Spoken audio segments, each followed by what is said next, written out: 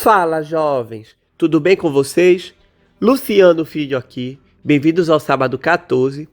E hoje eu tô aqui para falar sobre as pistas que a morte deixa em Premonição 2. Eu já fiz um vídeo sobre as pistas do primeiro filme. O link desse vídeo tá na descrição. E eu vou fazer aqui porque tem muita coisa interessante. Eu acredito que algumas coisas ainda passam despercebidas pela maioria do público e eu quero falar com vocês, tá certo? Mas antes de falar sobre isso, eu queria pedir para vocês se inscreverem no canal para me ajudar. Eu tenho tido problema aí com o canal, mas eu tô voltando devagar. Então me dá essa força, não te atrapalhe em nada, mas me ajuda muito. E se gostar do vídeo, deixa o like, tá certo? Então, bora pro vídeo. As pistas da morte já começam logo na introdução do filme, onde a gente vê uma boneca de madeira. Essa boneca, se vocês repararem, se assemelha à forma de como a Clea morreu no final do filme. Aí também temos na introdução uma cena em que aparece uma caneta apontada para a cabeça da Kirby. Isso é uma alusão à morte da Cat, onde ela é morta por algo pontudo enfiado em sua cabeça. Ainda na mesma foto, a parte em que aparece a Shanna parece estar um pouco queimada, indicando que ela ia morrer queimada em algum momento também. Em outro momento, vemos através de uma lupa um estilete apontado para o olho de Kirby. Essa é uma alusão à morte de Eva.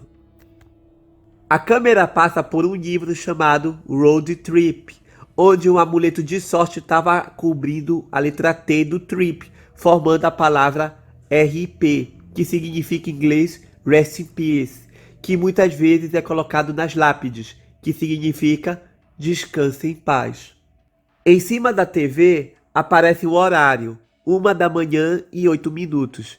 Esse é um anagrama ao número 180. Ainda nos créditos de abertura, temos um avião de brinquedo fazendo uma referência ao avião 180. O vento forte bate no cabelo da Kimberly enquanto ela dorme. Nesse momento existe um fato muito curioso. Na versão dublada, a Kimberly apenas acorda, mas na versão original dá para ouvir bem baixinho uma voz gutural falando o nome dela. Quando ela acorda, a porta se fecha sozinha, dando indícios que tem alguma coisa ali com ela, nesse caso, a própria morte.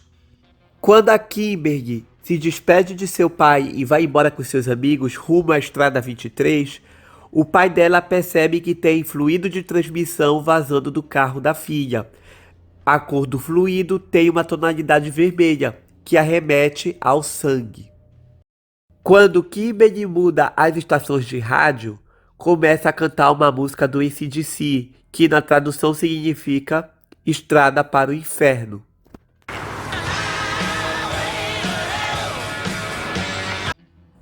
Quando o Ivan aparece pela primeira vez com seu carro, a gente pode perceber que o capô tem o desenho de uma fênix. Fênix renasce das cinzas, que é a mesma coisa que aconteceu com ele, que morre na premonição queimado, mas renasce quando a Kimberly salva ele da premonição. A placa do carro da Kimberly termina com 18A2. 18A pode ser uma alusão ao número 180 e o número 2 porque esse é o segundo filme, Premonição 2. Ainda na estrada, podemos ver um menino brincando com dois carrinhos onde um bate no outro. O caminhão azul se assemelha ao mesmo caminhão que bate no carro vermelho, que é o de Kimberly. Então aqui é um claro presságio de sua morte. A placa do carro do policial Thomas tem os números 337, que somando dá o número 13, o número do azar. O ônibus que aparece com os alunos brigando é da mesma escola do elenco do primeiro filme. E quando o pesadelo da Kimberly se torna realidade, ela vê a placa 180 na estrada, fazendo uma alusão ao voo 180.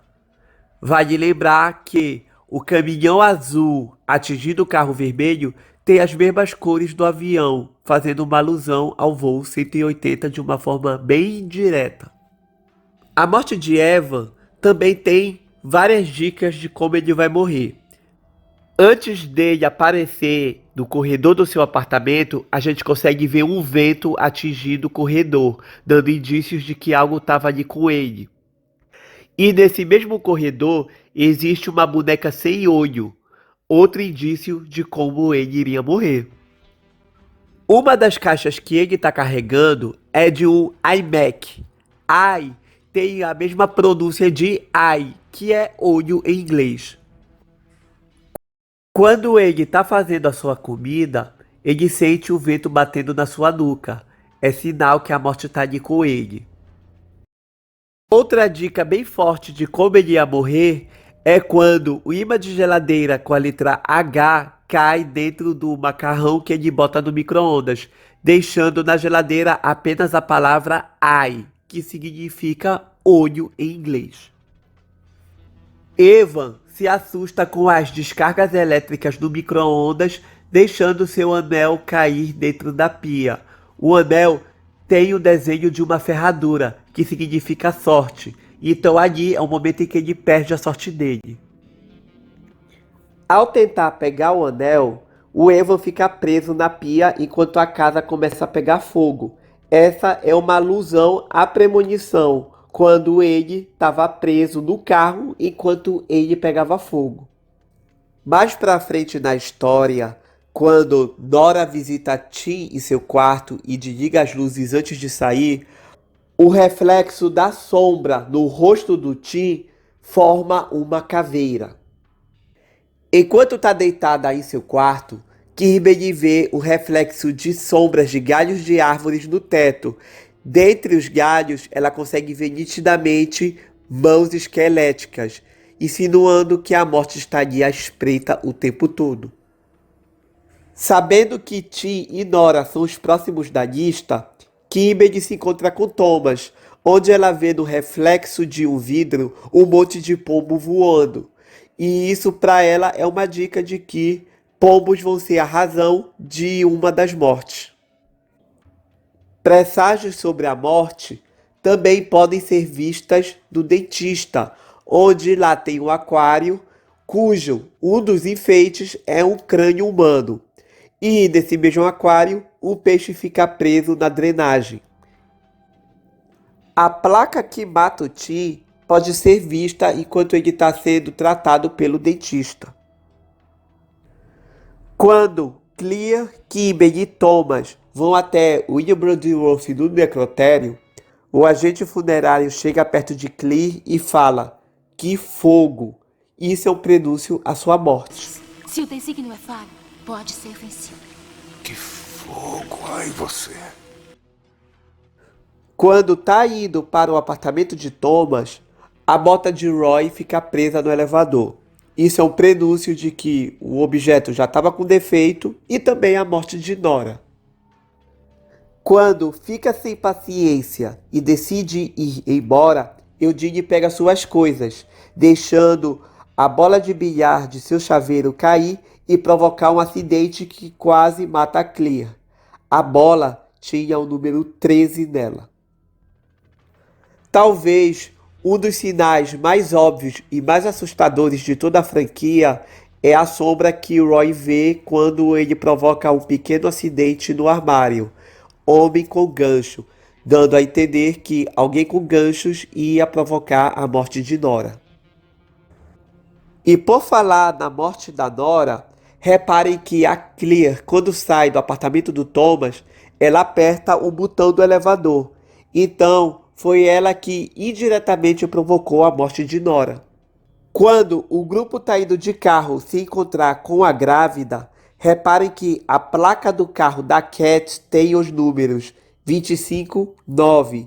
Isso é uma alusão à data do aniversário do Alex e também ao horário do voo 180, 9h25, 25/9. 25/9, 9h25. Sua data de aniversário é a mesma do horário do seu embarque. O acidente na estrada acontece no quilômetro 180. Policial Adams comunicando uma colisão na 9A no quilômetro 180. Mandem todos os veículos de emergência para o local. A camisa que o Roy usa tem listras. Isso é uma pista muito sutil de como ele ia morrer, por alguma coisa de estrada. Mas eu acho que ninguém poderia sugerir que seria por uma cerca com arames farpados. E por fim, gente, a morte da Clear foi numa explosão, assim como teria sido no voo 80, onde ela morreria na explosão do avião, e mais tarde no carro, quando o Alex salva ela no final de Premonição 1, dando a entender que o destino da Clear desde o começo era morrer em uma explosão. Então, gente, são essas as pistas que eu encontrei em Premonição 2. Provavelmente tem outros detalhes que podem ter passado despercebidos. Alguns deles podem ser até coincidências que fizeram bem encalhar no filme. Outras foram feitas de propósito para dar essas pistas que fazem com que essa franquia seja tão interessante de ser analisada. Então é isso, turma. Não se esqueçam de deixar seu like e de se inscrever no canal, tá certo? Até o próximo vídeo. Tchau!